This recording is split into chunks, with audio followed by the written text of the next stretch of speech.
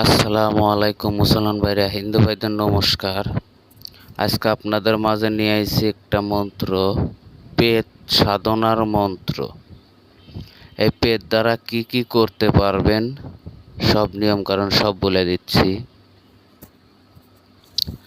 তো এই পেট দ্বারা আপনারা করতে পারবেন, কারোর ভালো করতে পারবেন, কারোর ক্ষতি করতে পারবেন, বশীকরণের কাজ করতে পারবেন না। আর যদি বিবাহ করে থাকেন তাহলে সাধনা করা ঠিক আছে। আর যে বিবাহ করেন নাই তাহলে সাধনা করতে যাবেন না, ও কিন্তু বিবাহ করতে দেবে না। অবৈধ প্রেম ভালোবাসা থাকলে সেটাও 7 দিনের ভিতর ব্রেকআপ, বিচ্ছেদ হয়ে যাবে।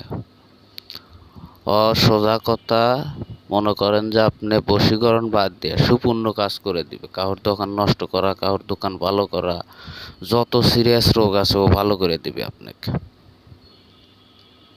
বলে দিবে। একটা রোগী আপনার কাছে আসার সাথে সাথে আপনার কানে কানে বলে দেবে, এই রোগীর এই সমস্যা হয়েছে, অমুক জায়গায় এই গাছ আছে, এই গাছ তুলে আমাকে দিলে পারে সে ঠিক হয়ে যাবে, সব বলে দেবে ওই পেট। তবে পেট সাধনাটি করতে হলে আপনাদের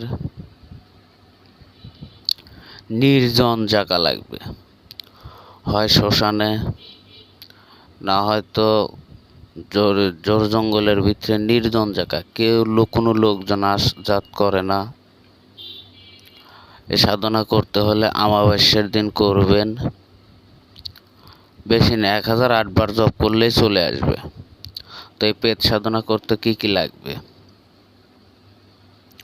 5 রকমের মিষ্টি, 5 রকমের ফল, ধূপ, আগরবাতি, এগুলো লাগবে।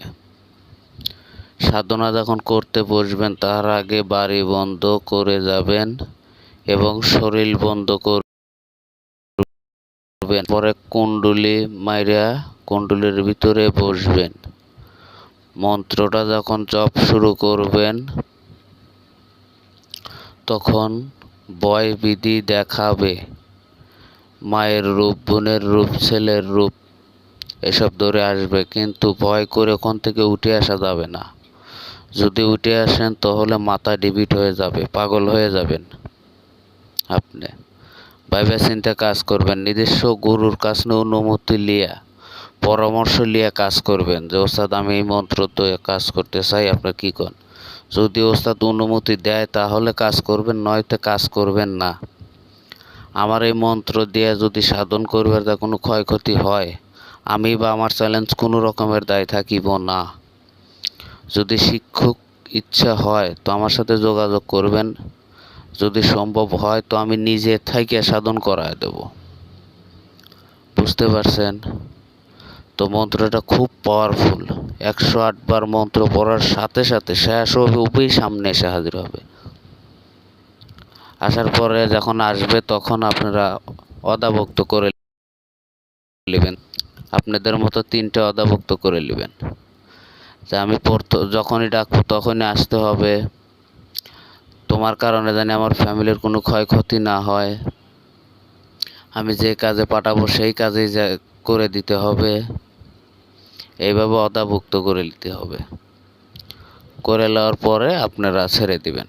তারপর থেকে আপনার বশ, যখন ডাকবেন তখনই আসবে। তো মন্ত্রটা ভালোভাবে মুখস্থ করে এলেন। মন্ত্রটা বলছি, শুনুন।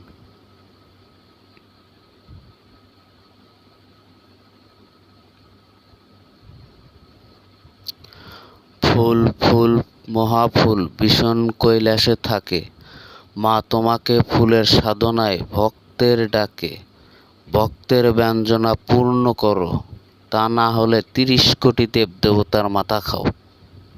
এই হলো মন্ত্র। মন্ত্রটা আমি আবার, ফুল ফুল ফুলের কুড়ি ফুল ফুল মহাফুল ভীষণ কৈলাসে থাকে, মা তোমাকে ফুলের সাধনায় ভক্তের ডাকে, ভক্তের ব্যঞ্জনা পূর্ণ করো, তা না হলে 30 কোটি দেবদেবতার মাথা খাও। এই হলো মন্ত্র।